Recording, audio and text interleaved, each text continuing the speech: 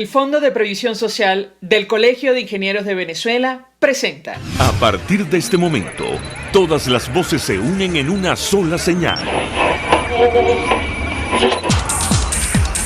RCR presenta Conexión 750 con María Alejandra Trujillo.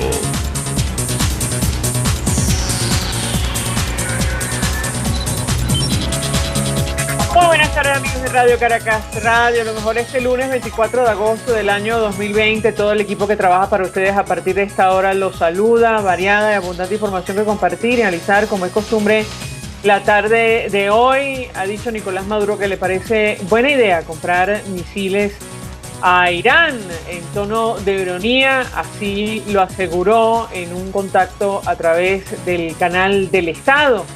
El régimen de la República Islámica de Irán se ha apresurado a negar que exista algún tipo de negociación para la compra de este tipo de armamento con Venezuela. Hablaremos al respecto durante la tarde de hoy con el embajador Diego Arria, que fue embajador de Venezuela ante las Naciones Unidas. Y justo hoy el presidente Donald Trump, el presidente de los Estados Unidos, fue nominado oficialmente como el candidato republicano para las presidenciales de ese país. También hablaremos al respecto con el embajador Diego Arria durante el programa. Varios datos que compartir la tarde de hoy a propósito del caso del empresario colombiano Alex Saab.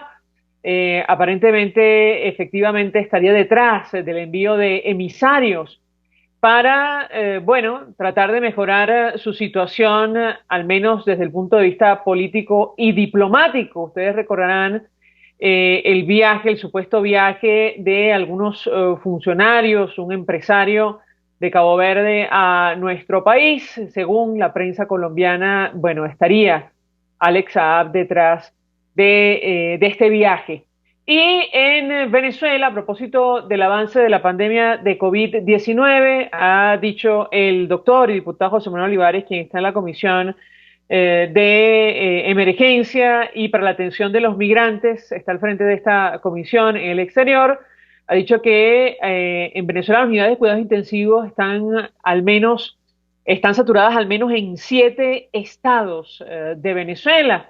A esto hay que unir la denuncia cierta que ha hecho la agencia de noticias Bloomberg acerca de las condiciones de insalubridad en los albergues, los refugios que ha dispuesto el régimen venezolano para la ubicación de pacientes asintomáticos con COVID-19 en Venezuela. Esto es Conexión 750, comenzamos. ¿Qué está pasando en este país? Es mucho interés de conocer su opinión y análisis acerca del tema que nos ocupa en esta parte del programa. Tiene que ver con la posición de Estados Unidos en relación a nuestro país. Usted ha ofrecido unas declaraciones en el marco del diálogo interamericano, pero antes de hablar de sus apreciaciones, le pediría un comentario inicial sobre la nominación oficial del presidente Donald Trump como candidato republicano para las elecciones del mes de noviembre. Lo escuchamos. Bueno, claro, eso no es ningún misterio, porque es el único candidato, ¿no es cierto?, del Partido Republicano, y efectivamente creo que ya lo nominaron hoy, el miércoles será el candidato republicano. Tiene por delante una campaña muy dura. Curiosamente, los porcentajes que lo ubican de segundo son similares a los porcentajes creo que incluso hasta mejores que los que tenía cuando enfrentaba a Hillary Clinton, en el cual el margen que tenía Clinton sobre Trump era superior. Esto, por supuesto, le da esperanza a los que quieren la reelección del presidente Trump. No sé exactamente lo que llaman los swinging states, los estados que lo deciden de acuerdo con el sistema del colegio electoral de los Estados Unidos. No conozco bien las últimas encuestas, sin embargo todo pareciera que sigue Biden incluso adelante en esos estados, por un porcentaje casi similar al que tenía Hillary Clinton sobre Trump en el año 2016. Claro, se lo pregunto, embajador, justo en la línea del comentario que usted hacía en el marco del diálogo interamericano. A usted le preguntaban acerca de los posibles cambios que podría haber en la política exterior de Estados Unidos si hay un cambio de gobierno luego de las elecciones de noviembre. Quisiera su comentario, aunque ya hemos hablado al respecto en este espacio. Lo escuchamos. Bueno, yo dije que afortunadamente para nosotros la política exterior de los Estados Unidos con respecto a la situación nuestra en Venezuela ha sido bipartidista. A mí una vez me dijo el presidente Clinton, los republicanos y los demócratas hemos encontrado por unanimidad un dictador al cual rechazar y condenar, que es Maduro. Eso ha sido una suerte para nosotros. Yo simplemente lo puse en contexto y dije que por una parte yo creo que el presidente Trump ha sido el presidente norteamericano que más apoyo y compromiso ha demostrado en el caso del rescate de la libertad de Venezuela. Yo creo que es incomparable con los previos. Y que solo me preocupaba, que yo esperaba, que la política bipartidista, no importa cuál fuese el resultado, siguiera prevaleciendo. Sin embargo, a muchos venezolanos, por supuesto, incluyéndome a mí, nos preocupaba algunas de las declaraciones del senador Biden, el vicepresidente Biden, que ha hablado de un retorno a la política de apertura del presidente Obama con Cuba, donde dice la importancia de abrir puertas a Cuba. Y yo dije, abrirle puertas al país dominante que tiene la responsabilidad por casi todo lo malo que sucede en Venezuela, es abrir la puerta a Cuba, es cerrarle las puertas a la libertad en Venezuela.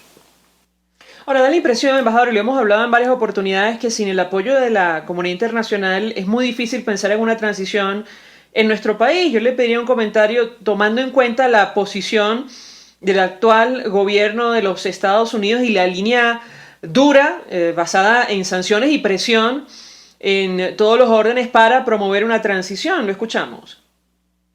María, le niego que me llame mucho la atención. Es que siempre hablamos de qué va a hacer la comunidad internacional, los Estados Unidos, Colombia, y no hablamos de qué es lo que nos toca hacer a los venezolanos. Los venezolanos somos el factor más importante en este proceso, porque de acuerdo con nuestro comportamiento, reacciones, manifestaciones, dependerá el apoyo que podamos recibir de afuera de cualquier tipo. Pero creo que no estamos todavía a la altura de justificar un mayor apoyo a otros países que ven una actitud ambivalente por parte, y me refiero específicamente al G4, al gobierno colegiado que se ha impuesto en Venezuela, y eso por supuesto nos afecta. ¿Cómo ve usted esta ruta para la unidad nacional que está promoviendo el presidente de la Asamblea y presidente encargado Juan Guaidó, embajador? Cuando una persona anunció una ruta que fue en enero del año pasado, que era fin de la usurpación, el gobierno de transición y elecciones libres, esa era la ruta. Y los venezolanos, nadie lo obligó a señalar esa ruta. Ellos escogieron esa ruta, entusiasmaron a los venezolanos. La ruta por supuesto, no fue seguida, y ahora sin decir qué pasó con esa ruta, por qué se equivocaron o que la ruta no funciona, lo que están pidiendo es una adhesión a una ruta que no la van a elaborar en 10 días, que ya la tienen elaborada. Eso está claro para mí. Para mí están buscando un contrato de adhesión, o como dijo un amigo mío, el doctor Luis Manuel Aguana, están buscando un cheque en blanco. Es decir, que usted no está dispuesto, digamos, a adherirse a esa ruta, embajador. Bueno, para comenzar, a mí nadie me ha pedido que lo acompañe o no. Él se dirigió específicamente a un grupo de venezolanos.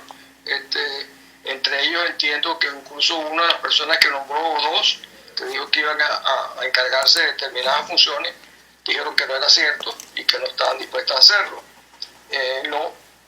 Yo francamente, Mariana, yo dejé de creer en el gobierno colegiado hace mucho rato.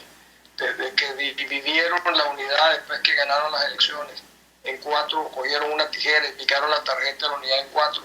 Cuando después del referéndum del año 2017, que fue extraordinario, al día siguiente ni siquiera se reunieron y dijeron que, bueno, en el fondo no servía para nada que 7,5 millones de venezolanos nos hubiésemos movilizado en el mundo entero.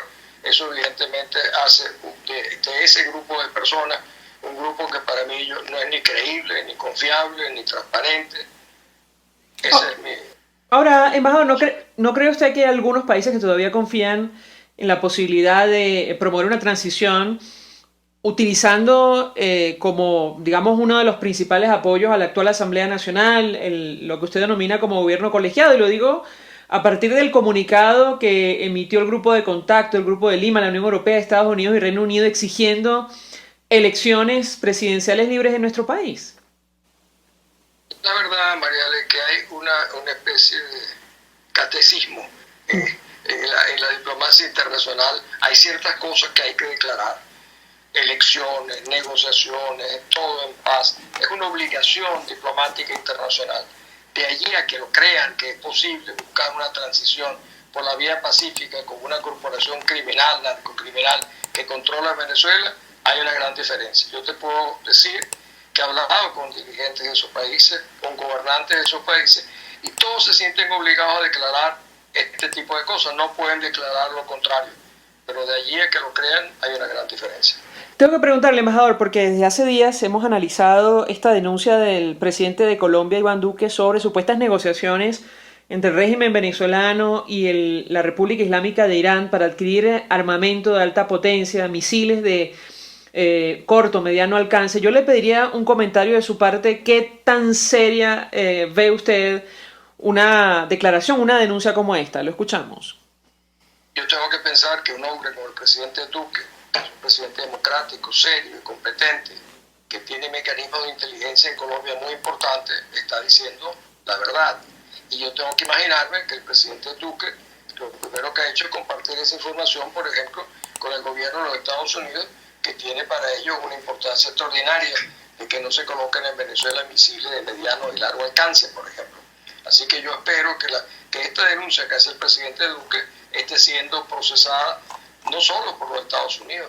Yo me lo imagino gobiernos como el de Inglaterra, Alemania, estarán mirando eso con mucho interés y con mucha preocupación.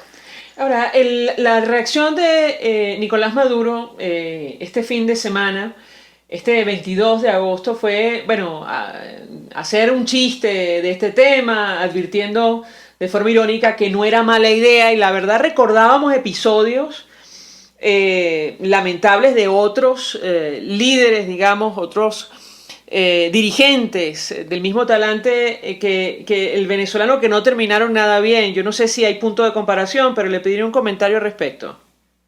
La verdad que no sé a cuáles actos tú, si me dices específicamente a cuáles. Claro, él ha dicho no sería mala idea, como dejando a entender que puede que sí, puede que no esté negociando con Irán.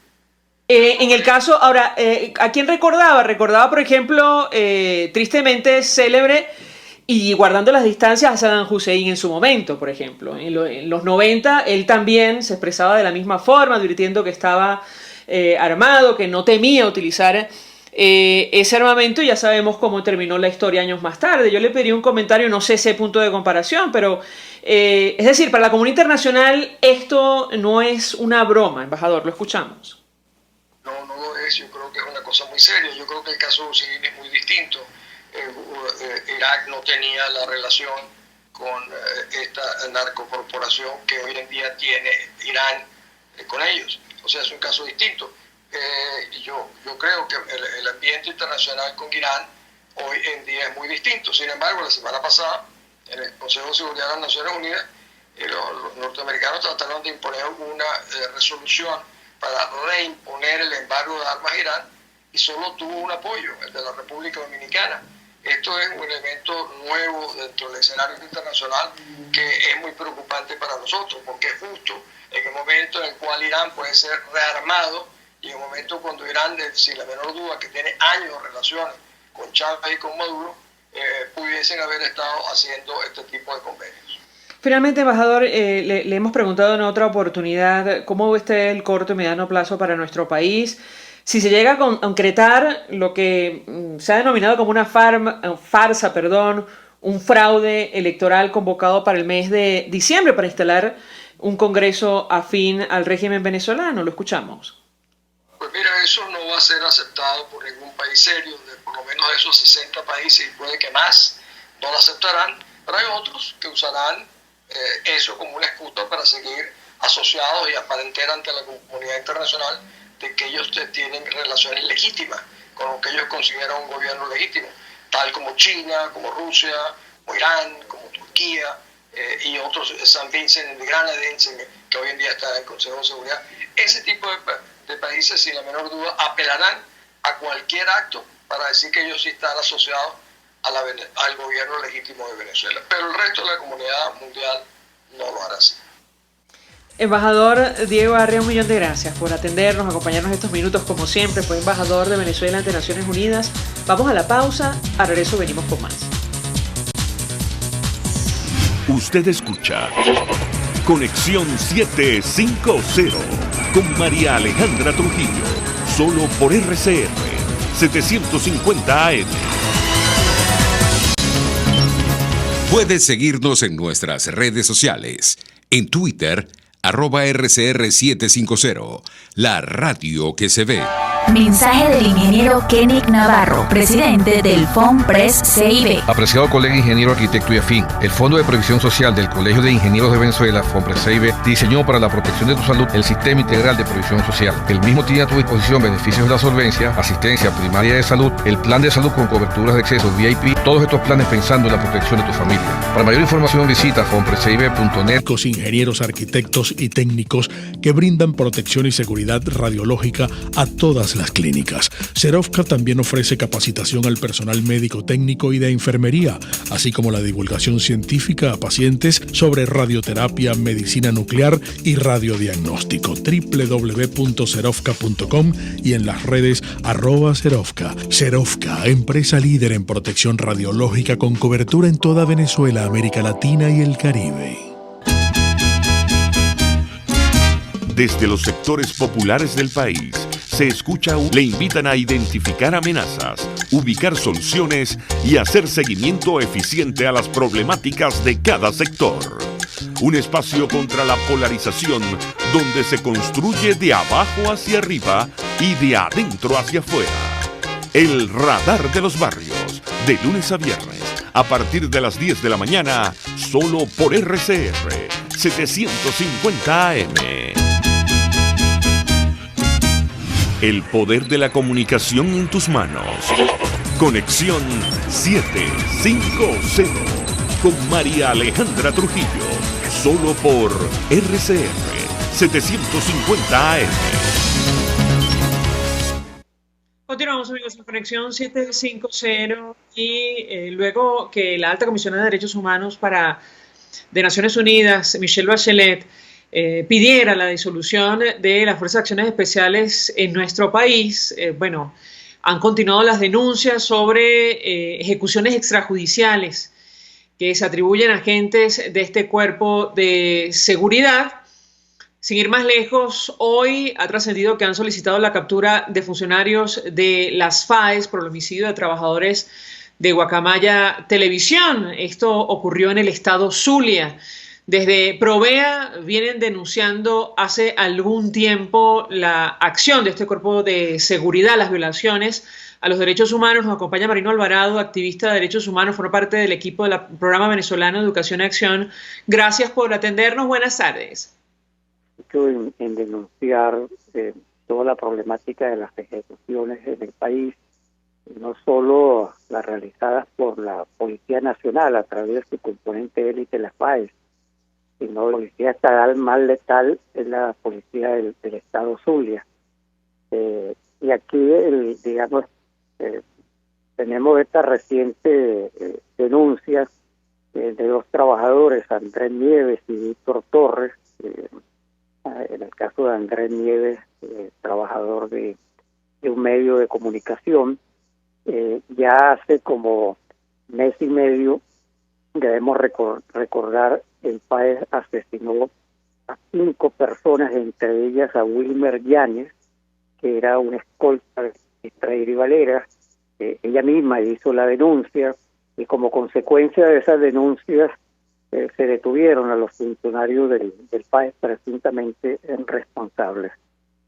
Pero aquí también hay que señalar que vemos como una discriminación en la manera como actúa el Ministerio Público. A nosotros nos parece muy bien que en el caso de Wilmer Yáñez y en este caso de Andrés Nieves, donde en las dos circunstancias las víctimas han estado vinculadas al gobierno o al partido de gobierno, Para otras miles de víctimas no hay ningún anuncio del Ministerio Público de que se va a investigar. Al contrario, van las madres 1, 2, 3, 10, 20 veces al Ministerio Público y no le dan respuesta. Entonces ahí también debemos llamar la atención de que el comportamiento del Ministerio Público no es igual para todas las víctimas, y el enorme silencio que tiene el defensor del pueblo ante estas miles de ejecuciones que hay en el país, porque estamos hablando de miles. Michelle Bachelet planteó hace poco que solamente de enero a mayo del 2020 había tenido información cerca de 1.300 ejecuciones en el país, de presuntas ejecuciones en el país, de enero a mayo, en 5 meses nada más. Bueno, en el caso concreto de Provea, ¿qué puede comentarnos acerca de las acciones de este cuerpo de seguridad, por denominarlo de alguna manera, que ustedes han venido documentando? Lo escuchamos. Sí, bueno, lo primero que hay que señalar es que cuando hablamos del FAE, hablamos de la Policía Nacional. El FAE no es un cuerpo policial aparte, es un componente de la Policía Nacional, un cuerpo élite que fue creado para operaciones especiales, pero que realmente se ha transformado en un ente que hace operativos de seguridad muy tradicionales, muy cotidianos, con muchísimo terror. Nosotros lo hemos definido como una maquinaria de terror y de muerte en los sectores populares, porque los operativos son fundamentalmente en la zona más pobre del país, pero además con el apoyo del alto gobierno. Es decir, ante la solicitud que hizo el Bachelet de que el FAE fuera disuelto, precisamente por su alta letalidad, por la cantidad de víctimas que va dejando a lo largo y ancho del país, la respuesta que dio Maduro en el momento, pero después lo ha seguido haciendo, es decir, vamos a fortalecer al FAE, vamos a extenderlo por todo el territorio nacional, y una extensión del FAE realmente significa un riesgo para la población. El FAE se ha convertido en un factor de riesgo para cualquier habitante de Venezuela en cualquier lugar del país, pero principalmente si esta persona vive en sectores populares. La pregunta que yo le haría, en su opinión, es ¿por qué se le ha dado, digamos, esta autoridad a este cuerpo que forma parte, cuerpo de élite, que forma parte de la Policía Nacional, más allá de las denuncias que ha hecho Michelle Bachelet? Yo quisiera su comentario, y más allá de lo evidente, lo escuchamos. Sí, bueno, realmente las ejecuciones en Venezuela se han convertido en una política de Estado. O sea, no son hechos aislados de algún funcionario que se le fue la mano, que se comportó mal. No, aquí hay una política muy clara de Estado, y cuando decimos de Estado es que no solamente del gobierno, porque tiene el apoyo de la Defensoría del Pueblo, tiene el apoyo del Ministerio Público, tiene el apoyo del Poder Judicial, donde se ha implantado de hecho la pena de muerte en el país, y donde los altos niveles de impunidad, precisamente por ser una política de Estado, le da la autoridad, vamos a llamarlo así, a estos cuerpos policiales, no solamente al FAE, sino a todos los cuerpos policiales del país, para que actúen de manera arbitraria contra el ciudadano. Estamos hablando de lo más grave, que son las ejecuciones, pero que además se practica la tortura, las detenciones arbitrarias, los miles de allanamientos que hacen las policías y terminan siendo saqueos a las viviendas. En este país no solamente se hacen allanamientos ilegales y arbitrarios, sino que cada allanamiento prácticamente termina en un saqueo. Se llevan comida, se llevan computadoras, se llevan teléfonos, se llevan juguetes de los muchachos, ropa, etcétera, etcétera. Entonces, son niveles de arbitrariedad muy altos, porque, se ha convertido en una política y no en hechos aislados. Marino Alvarado, 1 millón de gracias por atendernos, acompañarnos estos minutos, formar parte del equipo de Provea, el Programa Venezolano de Educación y Acción, quienes han venido denunciando las violaciones de derechos humanos de este cuerpo élite, nos decía, desde la Policía Nacional. A propósito de esta averiguación que se ha abierto, la solicitud de captura, mejor dicho, ocurrido en el estado Zulia. Vamos a la pausa, al regreso venimos con más. Estás en sintonía de Conexión 750, solo por RCR 750 AM. Sintonícenos a través de Periscope, @RCR750, la radio que se ve. Mensaje del ingeniero José Peraza, tesorero del FOMPRES CIB. Estimado colega ingeniero, arquitecto y profesional afín, el Colegio de Ingenieros de Venezuela y el Fondo de Previsión Social, preocupado por la salud de tu fisioterapia, psicología, odontología, farmacia y funerario. Para mayor información, visítanos a nuestros portales cib.net.be, fomprescib.net.be, Colegio de Ingenieros de Venezuela, construyendo futuro. ¿Necesita hacer una remodelación o instalación en porcelanato, cerámica, mármol, spacato, entre otras? Llame a Mundo de Remodelaciones, 414-032-54. RCR 750 AM, porque lo bueno une.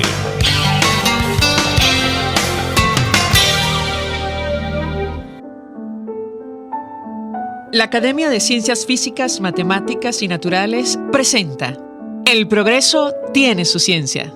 Hoy presentamos los virus, de lo molecular a la enfermedad. Todos los organismos sufren cambios debido a mutaciones, pero los virus tienen la habilidad de mutar mucho más rápido. El estudio de la variación que generan esas mutaciones nos permite predecir si un virus puede desarrollar resistencia a algún medicamento. Doctora Flor Pujol, en el Laboratorio de Virología Molecular del Instituto Venezolano de Investigaciones Científicas IVIC. El Laboratorio de Virología Molecular se crea en 2002, bajo la dirección de Flor Pujol, junto a Héctor Rangel, Rosana Jaspe y un equipo de asistentes y estudiantes. Flor estudia los virus causantes de la hepatitis y el virus de inmunodeficiencia humana que circulan en las diversas poblaciones venezolanas y en particular en comunidades indígenas. También documentó, en colaboración con el doctor Jacobus de Ward, del Instituto de Biomedicina de la Universidad Central de Venezuela, una epidemia de VIH en la población Warao del Delta Amacuro, donde este virus nunca antes había sido detectado.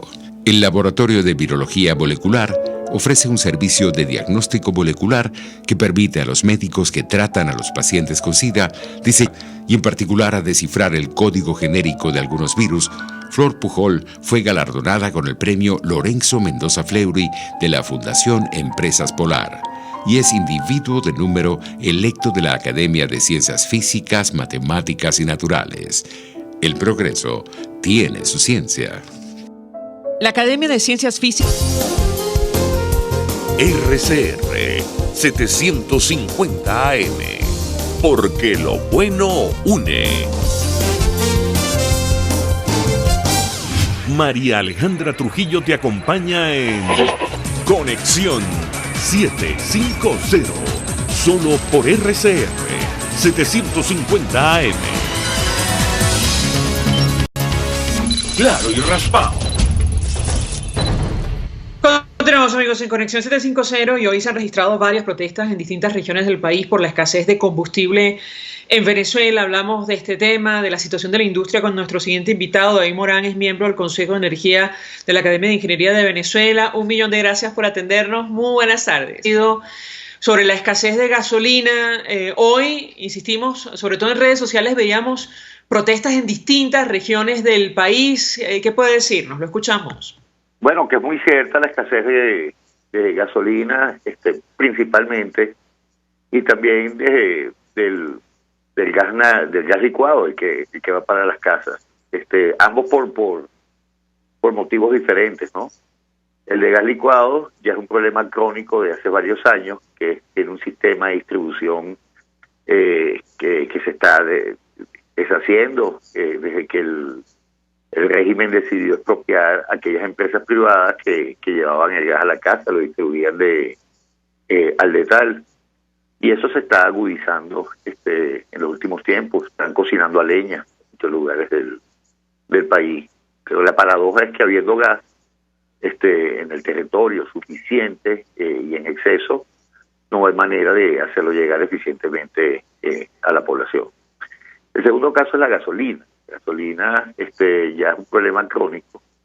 Desde el año 2012, PDVSA decidió entrar en una especie de locura que era la importación de gasolina, teniendo capacidad de sobra para producirla, para abastecer el mercado local e inclusive exportarla. A partir de ese año, hasta escasa enero de este año, Venezuela estuvo tratando de cubrir el mercado interno con gasolina importada. Luego las sanciones ha llevado a que esa cantidad de gasolina importada haya caído a mínimos, le sea muy difícil, y entonces los de PDVSA han estado abocados a tratar de producir algo de gasolina en la refinería, principalmente la refinería de Paraguaná, pero principalmente la de Cardón y en el Palito, con unos resultados inciertos hasta ahorita, porque también el régimen siempre adopta la peor de las costumbres, que es ocultar la información oficial. Entonces, las cifras que uno maneja son todas cifras extraoficiales y algunas de ellas son especulativas. Pero la protesta es real porque la escasez es real. Decía nuestro invitado en una entrevista que refleja la prensa de Lara que tenemos un déficit muy grande, y lo que llama la atención es cómo países que tienen petróleo, pero están también sancionados, como Irán o Rusia, tienen capacidad de refinar gasolina. ¿Qué puede decirnos al respecto? Cuba no tiene petróleo, tiene la mínima producción local, tiene una refinería de la época soviética que PDVSA le metió casi 500 millones de dólares y produce su combustible. República Dominicana no tiene petróleo, tiene una refinería y produce su combustible. Estoy nombrando refinerías donde PDVSA es socia. Tiene la refinería de Jamaica, que tampoco tiene petróleo, tiene la refinería y produce combustible. Ninguno de ellos, por cierto, le manda gasolina a Venezuela. PDVSA al menos tiene el 50% en esa refinería, aunque se dice que le regaló la participación del 50% a Cuba, porque Cuba se cobró las deudas que Venezuela, eso es insólito, tenía con ellas con ese 50% de la refinería. Total, no hay tampoco una información oficial sobre eso, pero todos los países, inclusive Siria, que tiene muy poco petróleo, tiene una guerra interna, tiene refinería, produce su combustible. Lo que yo no puedo comprender y jamás le voy a dar un beneficio de la duda de eso, es que teniendo unos, vamos a llamarlo hierros, a esas instalaciones, que son unos hierros de los mejores que había en el mundo, se haya llegado al punto ahorita de que no sean capaces de producir gasolina. También decía David Morán que no es posible depender exclusivamente de la importación, porque ya países no le quieren enviar combustible a Venezuela. Importar gasolina es un sueño socialista. ¿A qué se referían? Claro, es que, como te comenté anteriormente, casi todos los países del mundo producen su propio combustible, los que tienen refinerías. Venezuela tiene un parque de 5 refinerías. Tiene el petróleo, tiene las tuberías, tiene PDVSA, es una empresa que tiene más de 100.000 trabajadores. O sea, el problema es que aquí no produzcan refinerías es un problema de gerencia y es un problema de que hay que poner y hacer las reparaciones necesarias para esos equipos, que como en cualquier industria, las cuestiones de mantenimiento son operaciones permanentes las 24 horas del día. Pretender que una cosa se prende y no se le hace mantenimiento y va a seguir funcionando por años es una ingenuidad atómica. Pero insisto, la responsabilidad de que aquí no haya combustible no es que Venezuela no lo pueda importar. La responsabilidad de que no haya combustible aquí es que teniendo petróleo y teniendo las refinerías no producen la gasolina que están obligados a producir.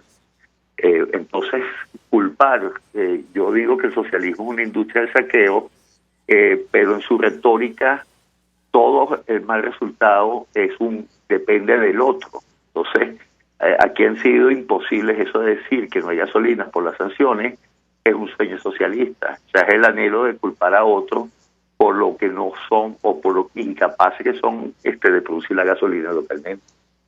Además, nuestro invitado expresaba angustia por lo que puede ocurrir en nuestro país en las actuales circunstancias y producto de la escasez de combustible, ¿correcto?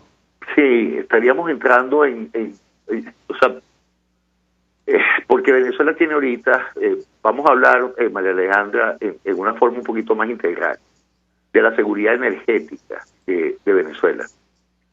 Venezuela presenta hoy una seguridad energética en estado crítico. La seguridad energética tiene varios factores, no solamente los combustibles líquidos, como sería la gasolina, sino también las otras fuentes alternas de energía. Y como vamos a hablar de la electricidad, y en Venezuela se están dando unas crisis morochas, se está dando un problema de escasez de combustibles líquidos, pero a su vez se está dando una merma importante de la capacidad de ofrecer electricidad, ya sea termo. En Venezuela el Producto Interno Bruto ha sido sencillamente dinamitado, se ha destruido. Hoy el sistema eléctrico no tiene más capacidad de entregar unos 9.000 megavatios, que es la mitad de lo que requeriría Venezuela hoy en unas condiciones normales, pandémicas, con inversiones. Entonces, esas dos crisis están cabalgando juntas.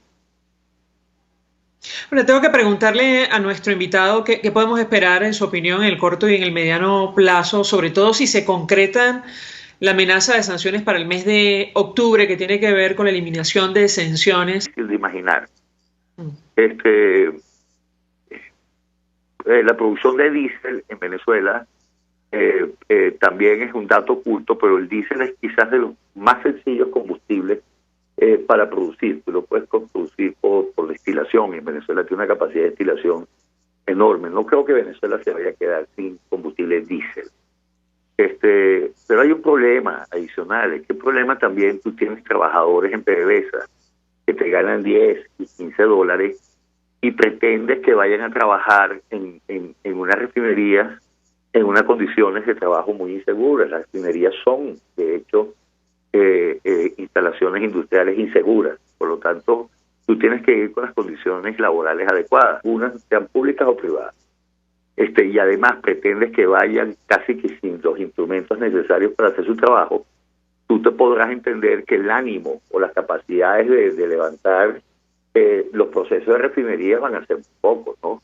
Entonces, estas cosas son las que uno tiene que enfrentar y agarrar y no dejarse caer en esa telaraña de la retórica simplista de que va a haber unas sanciones y por lo tanto nos vamos a quedar sin diésel, ¿no? Aquí hay capacidad de combustibles a Cuba. Entonces, si la verdad fuese esa, tú deberías haber acopiado suficiente combustible diésel acá, porque capacidad para almacenamiento tiene una enorme capacidad. República Dominicana, donde tienes intereses accionarios que te envíen diésel, que te envíen gasolina. El problema acá con esto es que, de nuevo, el sueño socialista es poder culpar a otros de los combustibles que tenemos que estar acá. Mira, si aquí se hubiese alguna empresa privada que hubiera manejado una refinería de cualquier tamaño, o se lo hubieran entregado ahorita, estuviera produciendo los productos de esa refinería en 6 meses, lo hubieran podido reparar y ponerla operativa. El problema es que entonces tú prefieres gastar el capital ese que tienes en unas operaciones dudosas. Tienes millones de dólares para otras cosas, pero no para inyectárselos a estos procesos de refinación. En los últimos 2-3 meses PDVSA ha hecho un esfuerzo, el primero serio, que hace ya casi 1 año y pico, de intentar poner a producir algo. Pudiéramos estar hablando que ellos pudieran estar produciendo entre 40 a 60 mil barriles día de gasolina. Vamos a hablar en este caso específico de gasolina. Yo creo que eso lo tienen que redoblar, esos esfuerzos, y tienen que apurarse, porque el país no se puede quedar. Es un escenario muy difícil de imaginar que se quede un país sin combustible líquido en pleno siglo XXI. No tengo capacidad, no hay parámetros, no tengo referencias previas para poder decir la cosa va a ir por aquí o por allá. Es casi un ejercicio de imaginación pura, pues. Sin combustible, sin gas doméstico, probablemente. Ahora, yo le pregunto a nuestro invitado, a propósito de lo que comenta con nosotros, da la impresión que con inversión y voluntad política es posible reflotar la industria. ¿Es lo que opina usted? Sin lugar a dudas. Además, lo debieron haber hecho ya desde marzo. Están muy atrasados en eso, han tenido muchos retrasos. Maduro todavía daba vueltas como los perros antes de dormir, ¿sabes? Una vuelta detrás de otra, nombrando que si una comisión, que si los obreros iban a reparar lanchas, que si, tú sabes, un voluntarismo ahí sencillamente insólito. Esta es una industria intensiva de capital, que hay que meterle plata y hay que meterle tecnología y hay que meter a la gente que sabe hacer las cosas, y de esas tres cosas las tiene el gobierno. No puede decir que no tiene plata, no puede decir que no tiene acceso a la tecnología y no puede decir que no le puede pagar muy bien a la gente que se va a poner a levantar esos proyectos. Eso es lo que tiene que hacer. David Morán, 1 millón de gracias por atendernos, acompañarnos la tarde de hoy, miembro del Consejo de Energía de la Academia de Ingeniería de Venezuela. Vamos a la pausa, al regreso venimos con más. Escuchamos Conexión 750, solo por RCR 750 AM. Puedes seguirnos en nuestras redes sociales. En Twitter, @RCR750, la radio que se ve. Mensaje del ingeniero José Peraza, tesorero del FOMPRES CIB. Estimado colega ingeniero arquitecto y profesional afín, el Colegio de Ingenieros de Venezuela y el Fondo de Previsión Social, preocupado por la salud de tu familia, ha diseñado un sistema de salud integral que coloca a tu disposición y que contiene asistencia primaria de salud, ambulancia, hospitalización, cirugía, oftalmología, dermatología, fisioterapia, psicología, odontología, farmacia y funerario. Para mayor información, visítanos a nuestros portales cib.net.be, fomprescib.net.be, Colegio de Ingenieros de Venezuela, construyendo futuro. Mis amigos, quiero hablarles de Dilab Biodiagnóstica, un nuevo laboratorio clínico con un concepto original. Además de estar dotado con los equipos de la más reciente tecnología y el personal de más alta calificación, Dilab Biodiagnóstica te ofrece ambiente y trato amables y los precios más económicos en todos tus exámenes de laboratorio. Pide tu cita en el 0212-945-5788. Dilab Biodiagnóstica. Precisión y confianza en laboratorio clínico. El poder de la comunicación en tus manos. Conexión 750 con María Alejandra Trujillo. Solo por RCR 750 AM. Continuamos, amigos, en Conexión 750. Cerramos con información. Honduras interceptó aeronave procedente de Venezuela con 489 kilos de cocaína. Es información que destaca el Nacional en versión electrónica. El Ministerio Público de ese país detalló que la información sobre el plan de vuelo de la avioneta fue recibida por la Agencia Técnica de Investigación Criminal en horas de la noche del domingo.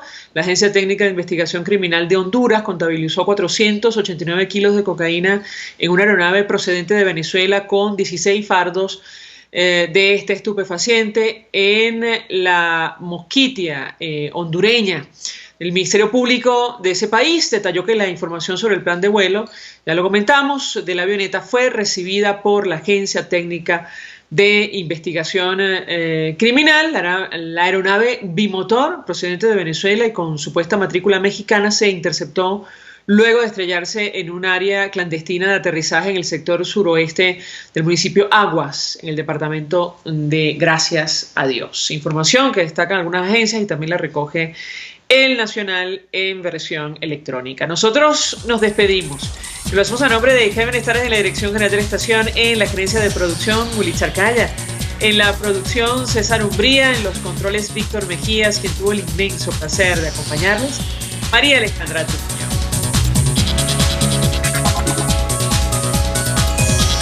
El Fondo de Previsión Social del Colegio de Ingenieros de Venezuela presentó. RCR presentó Conexión 750 con María Alejandra Trujillo, solo por RCR 750 AM.